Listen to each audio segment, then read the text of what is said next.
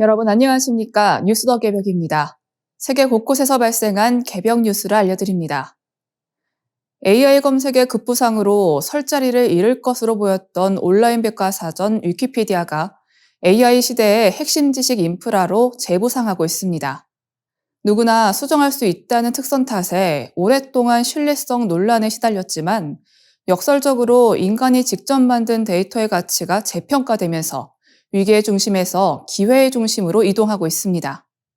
위키피디아는 출범 25주년을 맞아 메타, 아마존, 마이크로소프트, 퍼블릭시티 등 주요 AI 기업과 데이터 제공 파트너십을 체결했다고 밝혔습니다. 이들 기업은 자사 AI 학습과 서비스에 최적화된 방식으로 위키 콘텐츠에 접근하는 대신 서버 유지 비용을 분담하고 비영리 재단의 운영을 지원하게 됩니다. 2021년 위키미디어 엔터프라이즈를 출범시키며 시작된 유료화 전략이 전방위 빅테크 협력으로 확장된 셈입니다. 이 같은 방향 전환의 배경에는 대규모 언어 모델 기반 챗봇의 확산이 있습니다. 2022년 말 챗 GPT 등장 이후 사용자들은 긴 문서를 읽기보다 AI 요약을 선호하기 시작했고, 그 결과 위키피디아의 월간 방문 횟수는 3년 새 11억 건 이상 감소했습니다. 반면 AI 학습용 데이터를 수집하는 웹크롤러와 스크랩봇의 접속은 폭증해 서버 부하와 비용 부담이 커졌습니다. 위키는 무단 스크래핑을 차단하는 동시에 합법적 라이선스 제공으로 생존 전략을 수정했습니다. 아이러니하게도 AI의 성능을 좌우하는 핵심 데이터로 위키피디아의 가치가 부각되고 있습니다. 2025년 6월 기준 주요 대형 언어 모델의 학습 참고 데이터 가운데 상당 비중이 위키피디아 문서에서 비롯된 것으로 나타났습니다.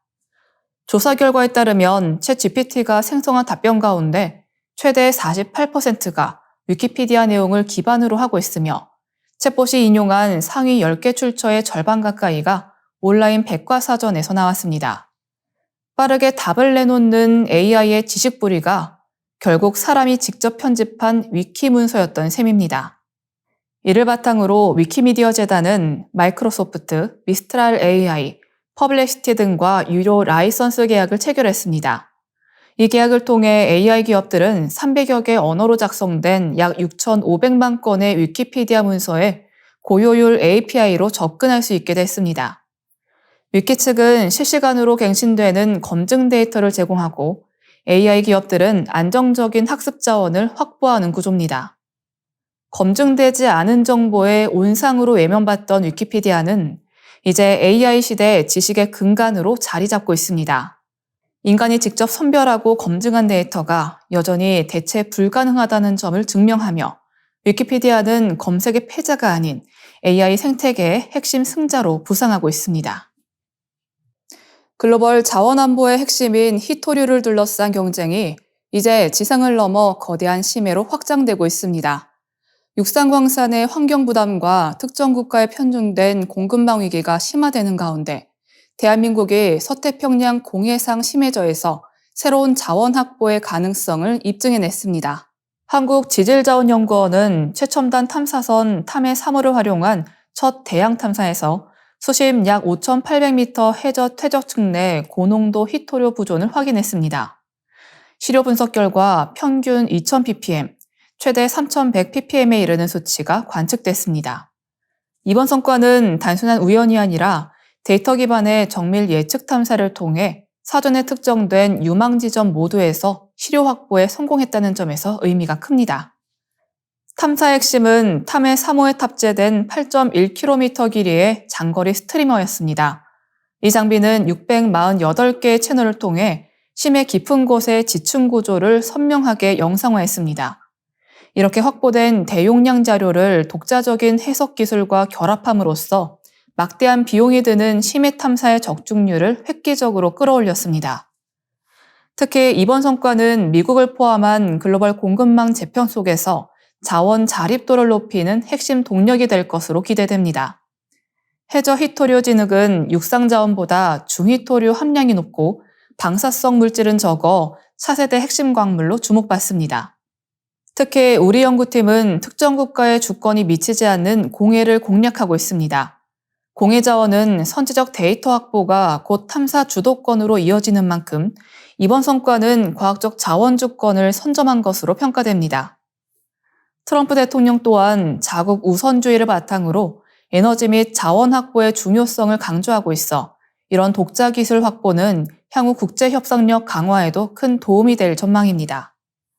오는 4월 착수할 2차 탐사에서는 탐사 밀도를 높여 정밀 자원 지도를 구축할 계획입니다.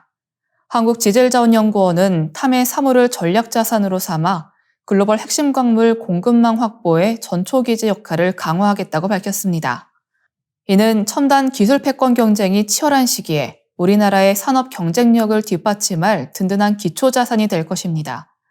대한민국이 심이라는 새로운 공간에서 데이터 기반의 과학 대항해를 시작했음을 알리는 중요한 신호탄이 되고 있습니다. 미국 이민세관 단속국 IC를 중심으로 한 이민 단속이 강화되면서 한인을 포함한 아시아계 주민 사회 전반에 공포가 확산되고 있습니다. 불법 체류 여부와 무관하게 인종적 외형을 기준으로 단속이 이루어지고 있다는 증언이 이어지면서 시민권자와 입양인들까지 위협을 체감하고 있다는 목소리가 커지고 있습니다. 미네소타주 세인트폴에서 노숙자 쉼터를 운영하는 아이장리 목사는 미주 한인봉사 교육단체 협의회가 연 온라인 기자회견에서 IC 요원들이 최소 2차례 쉼터 주차장에 진입했다며 주민들 사이에서는 언제든 떠날 수 있도록 비상용 가방을 싸두는 것이 일상이 됐다고 밝혔습니다. 리 목사는 자신 역시 가족과 함께 비상용 가방을 준비해두고 있다고 말했습니다. 단속 여파는 지역 경제에도 직격탄을 주고 있습니다. 리 목사는 한 식료품점 주인이 코로나19 팬데믹 때보다 지금이 더 심각하다고 말했다며 당시 매출이 10% 줄었는데 현재는 60% 가까이 감소했다고 전했습니다. 실제로 교회에 출석하던 일부 가정은 외출을 두려워해 한 달 넘게 모습을 보이지 않고 있다고 했습니다. 어린 자녀를 둔 부모들의 불안도 커지고 있습니다. 리 목사는 외출할 때마다 아이들에게 위치 추적기기를 숨겨두고 위험하면 호루라기를 부르라고 가르쳐야 하는 현실이 가슴 아프다고 토로했습니다. 이 같은 위협은 불법 체류자에 국한되지 않습니다. 입양돼 미국에서 성장한 시민권자들 역시 단속 대상이 될 수 있다는 불안에 시달리고 있습니다. 입양인 출신의 한 교수는 ICI가 인종 프로파일링을 주요 전술로 삼고 있다면 아시아인 외형을 가진 누구나 잠재적 표적이 된다며 지금 미니애폴리스에서 아시아인의 얼굴을 하고 있다는 것 자체가 위험이 될 수 있다고 지적했습니다. 그는 입양인 상당수가 법적 지위와 관련한 서류 문제를 정확히 알지 못해 극심한 불안을 겪고 있다고 설명했습니다. 미네소타주에는 한인 약 2만 7천 명이 거주하며 이 가운데 절반 이상이 입양인으로 추산됩니다. 몽족 커뮤니티 역시 개별 가정을 찾아가는 방식의 단속으로 큰 불안을 겪고 있는 것으로 전해졌습니다.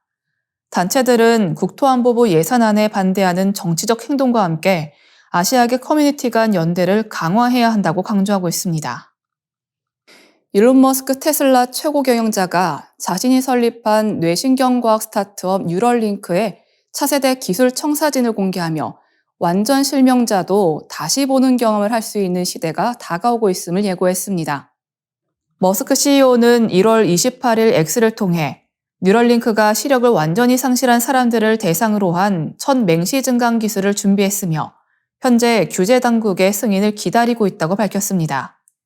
이 기술은 초기에는 낮은 해상도의 시각 정보를 제공하되 시간이 지나면서 점차 고해상도로 발전하는 방식으로 설계됐다고 설명했습니다. 머스크 CEO는 뉴럴링크가 이미 사지마비 등 신체 기능을 상실한 환자들이 생각만으로 컴퓨터를 사용할 수 있도록 돕고 있다고 강조했습니다. 실제로 뉴럴링크는 2024년 1월 사지마비 환자 놀런드 아르보의 두뇌에 뇌컴퓨터 인터페이스 BCI 칩인 텔레파시를 처음 이식한 이후 임상시험을 지속해왔습니다.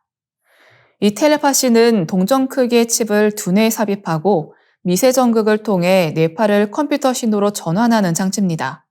뉴럴링크는 BCI 임상시험 참가자가 현재 21명으로 늘어났다고 밝혔습니다.